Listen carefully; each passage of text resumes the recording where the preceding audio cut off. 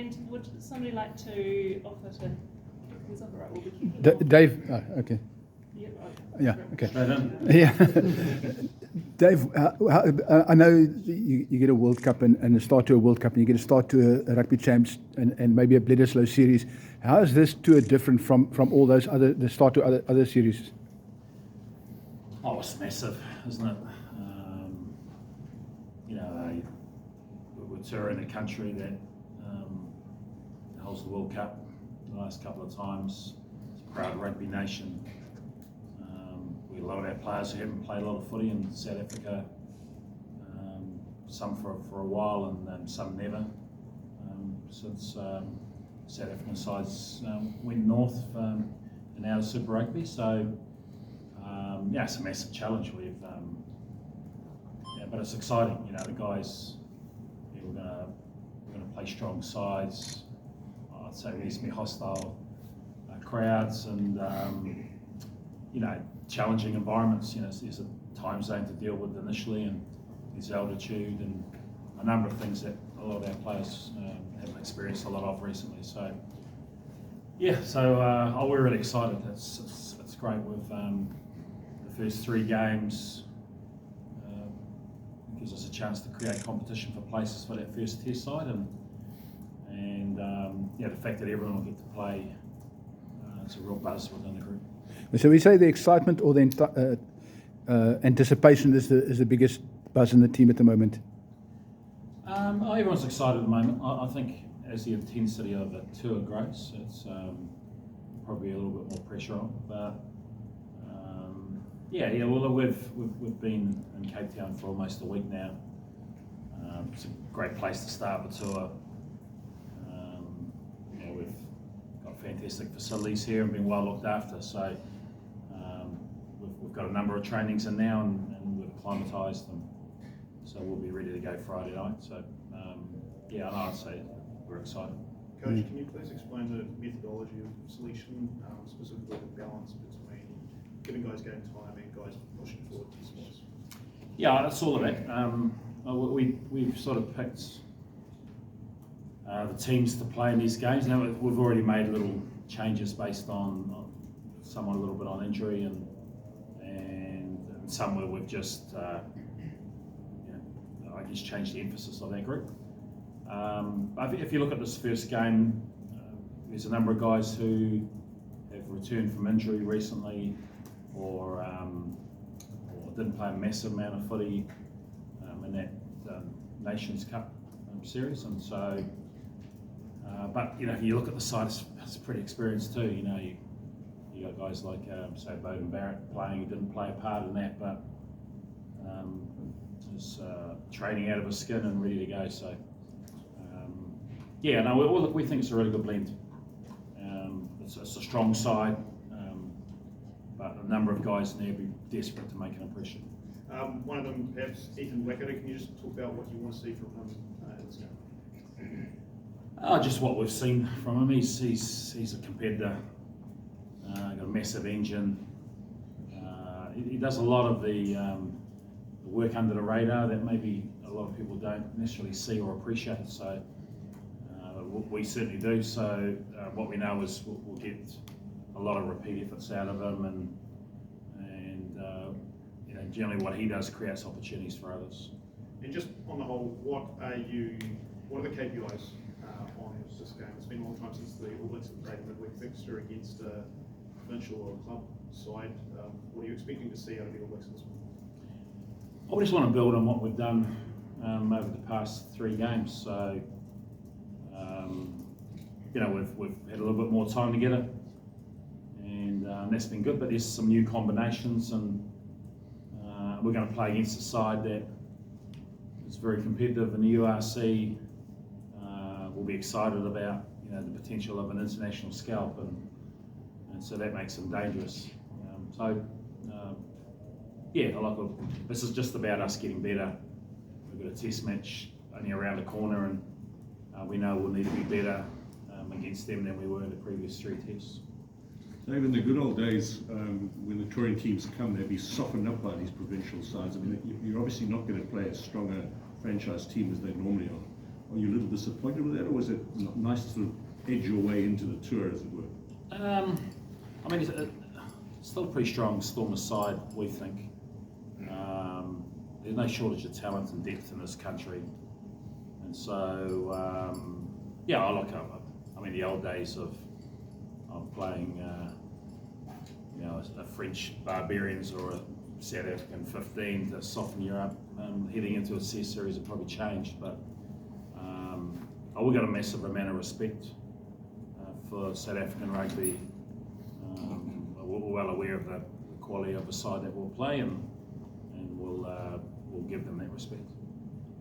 Dave, you mentioned Bowden, and you know, he said to be patient for this chance. What do you want to see from him this off-road? Yeah, he's smart. He's played 140 odd games for this country, so he won't try and overplay his hand. His job is to help implement and organise people around him. We've got a clear plan how we want to play, and he's been training right throughout the time back in New Zealand when he wasn't playing, so he's all over it, and we just want him to get out and just drive the ship for us. David, you looked at Josh Morley as a fullback option when you selected him, and what do you want to see from him now on Friday? Yeah, I mean, look, he loves playing 15 as well.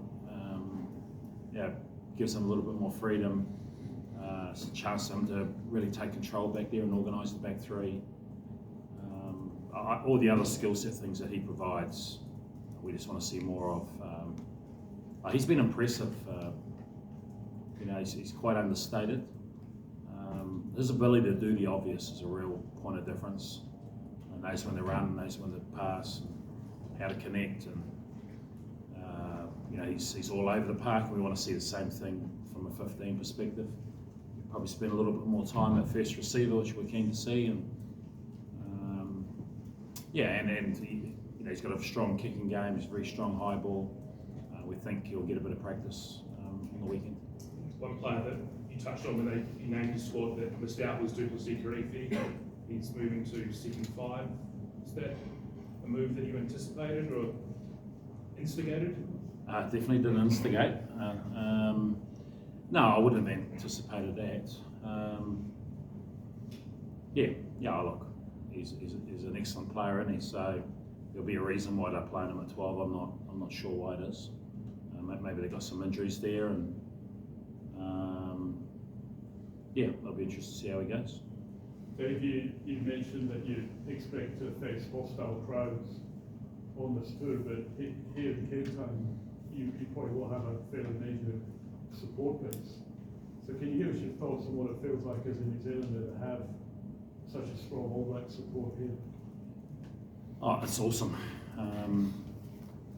I was trying to work out the other day, this is my 8th time staying in this hotel.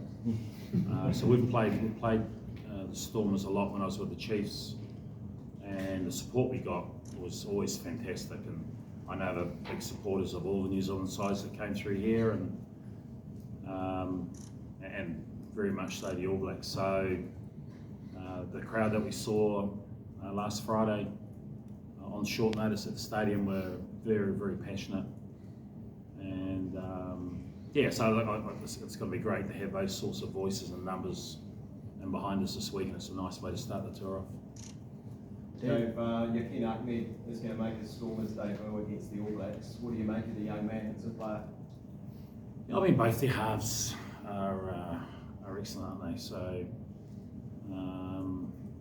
yeah, look, I wouldn't say I've watched an enormous amount, but you know, when you look at the quality of the 20s program recently, and Kevin Booth running that, he's done a fantastic job with our footy, and so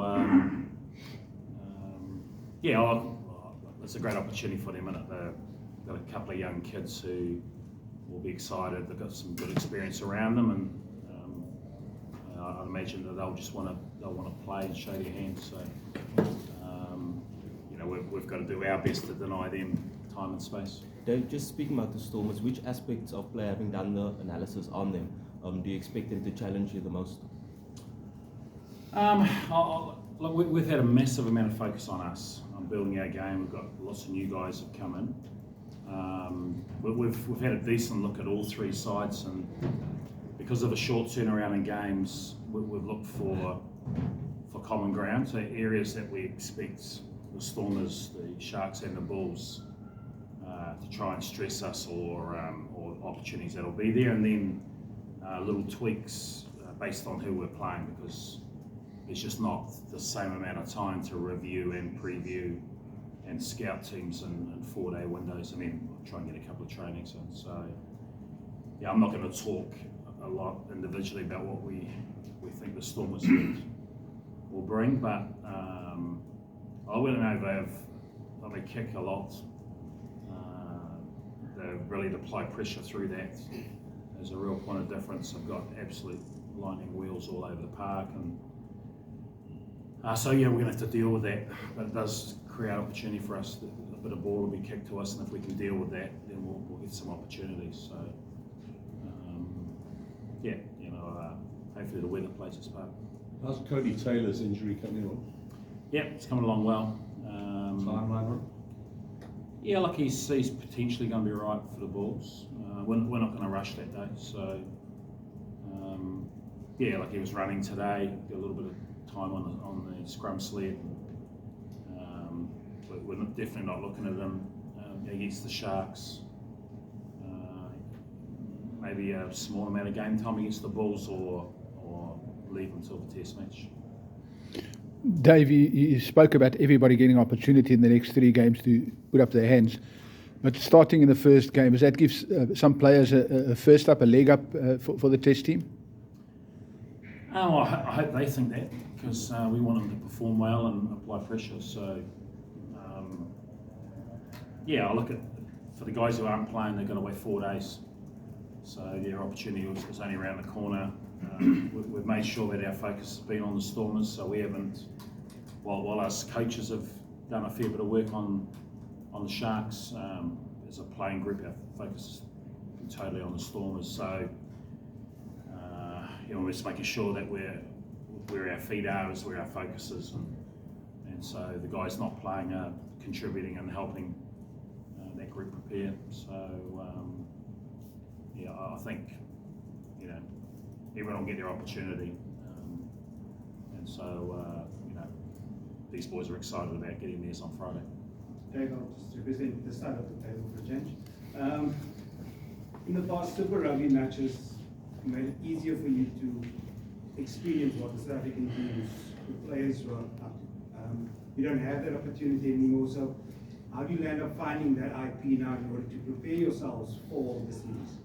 Is it really just obviously TV and matches, reviews, and is that unfortunately just what you're left to do?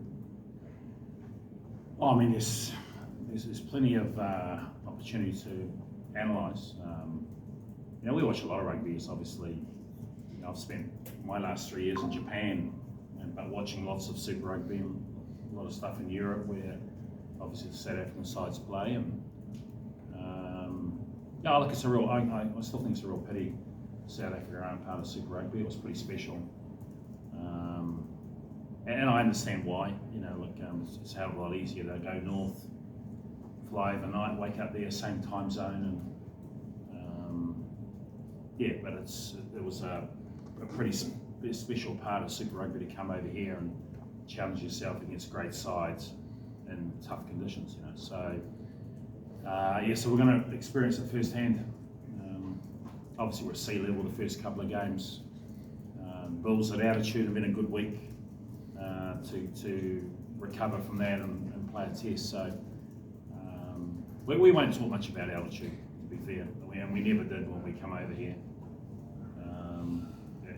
The lungs will be hurting, but so will the oppositions. Dave, you're facing a Stormers team that is quite cohesive. A couple of URC champs in that group that Davo's gone with. But there's also a few current Springboks that were released to that team, like Evan, that's in the mix.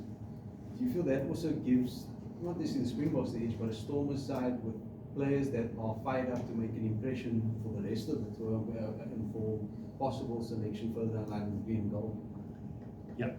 Yeah, absolutely. I think what Rusty's shown is he's prepared to take a punt on good young players coming through a system, and he's used an enormous amount of players already this year, and so I would imagine that everyone is excited to perform well and apply pressure or get their name in the hat. So I'm sure it's a motivating factor for them. Well, speaking of Rusty, how much fun is it, or how much of a pain in the behind is it sort of putting your wits against someone who's as maverick as he is? Yeah, I mean, our focus is on the provincial games at the moment, but he's a big personality in the game, and he's had a lot of influence. And he's very innovative around what he's done, and I think the fact that a lot of people talk about our game is a positive thing, and he's been a big part of that over the last 8 years. So, we'll expect a few curveballs coming in the series, and we've got a few plans ourselves. So,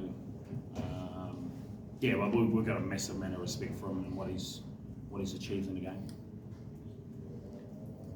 Right, looks like we can wrap it there. Thank you, team. Thank you, Rob.